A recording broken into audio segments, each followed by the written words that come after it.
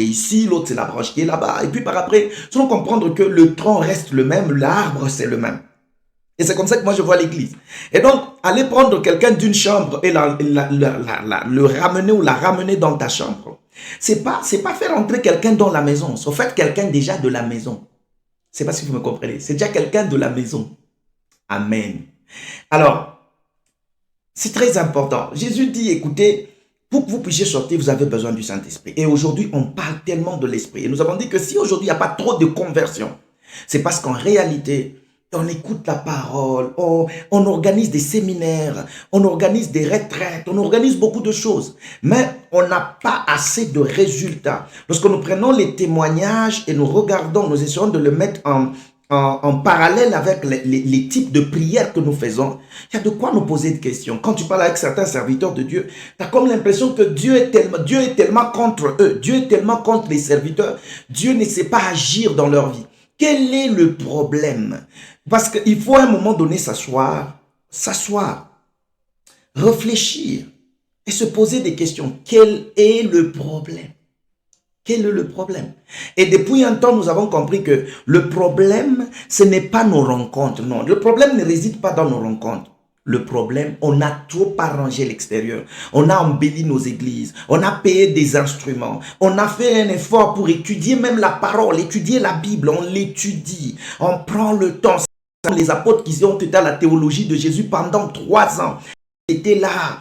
On a étudié la Bible. On a changé de présenter l'évangile. Il faut qu'on change. Notre façon de nous nous-mêmes, ça doit attirer. Le plus grand problème, c'est que ça attire, mais ça ne donne pas vie. Il n'y a pas de vie dans plusieurs choses que nous faisons. Il n'y a pas de vie, il n'y a pas de vie. Les gens ne sont pas plus convertis qu'avant. Vous allez vous rendre compte qu'avant, il n'y avait pas toutes ces choses. On ne va pas aussi refuser qu'il n'y ait pas, parce qu'avant, il n'y avait pas d'Internet, mais aujourd'hui, il y a quand même l'Internet. Acceptez ça. Mais quel est le problème? Le problème est que il y a absence de quelqu'un. Le Saint-Esprit est absent. Jusqu'à ce qu'on va arriver à cette conclusion.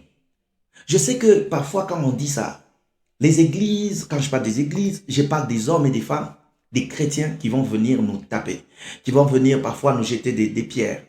Des pierres. Pourquoi? Parce que tout simplement on a dit, il y a absence du Saint-Esprit. Quand le Saint-Esprit n'est pas là, vous savez, pourquoi aujourd'hui par exemple un musulman ne peut pas venir, par exemple se dire, bon, aujourd'hui un musulman, on voit que l'église, je respecte trop les musulmans, on voit que par exemple les mosquées se multiplient.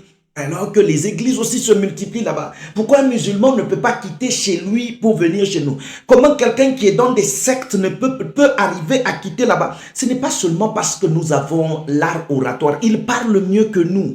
C'est pas parce on est aujourd'hui, c'est que je veux étudier la théologie, je veux être docteur en théologie, je veux faire le PhD. Ce qui n'est pas mauvais. Mais le problème, ce n'est pas le PhD qui convainc, c'est pas le PhD qui convertit, c'est pas le PhD. Au-delà du PhD, au-delà du diplôme que tu présentes, on a besoin de la vie de Dieu. On a besoin de quelque chose. Je ne peux pas venir chez toi si et seulement si c'est que tu me présentes. Moi, j'ai encore plus que ça. Je ne parle pas d'argent, je ne parle pas de ça, je parle de la personne du Saint-Esprit de Dieu. Je pense que ce qui fait la différence entre la religion chrétienne, laissez-moi appeler ça religion comme ça, quoique nous savons que nous ne sommes pas dans une religion. Ce qui fait la différence entre un chrétien et quelqu'un d'autre qui peut croire à n'importe quoi, c'est que c'est l'esprit qui nous anime. Chers frères et sœurs, quand le Saint-Esprit n'est pas dans une assemblée, ce que nous faisons, on fait tout pour nous entretenir. Mais en réalité, il n'y a pas de vie. Il n'y a pas de vie. Il n'y a pas de vie. Les gens ne grandissent pas. Les gens ne croissent pas. Les gens ne deviennent pas matures. Les gens restent tels qu'ils sont. Il y a des moments où quand vous regardez certaines vidéos, vous vous dites comment quelqu'un qui a le Saint-Esprit avec lui dans une église, lui a le Saint-Esprit, quelqu'un peut accepter que non. Moi, pour que je sois délivré, je dois aller manger l'herbe. Ça devient déjà compliqué. Nous ne sommes pas là-bas. Le Saint-Esprit est absent. Voilà pourquoi Jésus leur a dit, ne quittez pas Jérusalem. Aujourd'hui, on a trop de chefs d'église, on a trop de visionnaires. Mais on n'a pas laissé au chef réel de l'église de la conduire. Tant que le Saint-Esprit n'était pas encore là, l'église n'existait pas encore. Être au pied de l'esprit. Apprendre, c'est laisser conduire par l'esprit. Laisser le Saint-Esprit diriger tout. Laisser le Saint-Esprit nous convaincre. On est attaché à nos programmes. On est attaché à ce qu'on faisait déjà avant. On a horreur à quelque chose de nouveau. On n'est pas dans ce qu'on appelle la liberté dans l'esprit.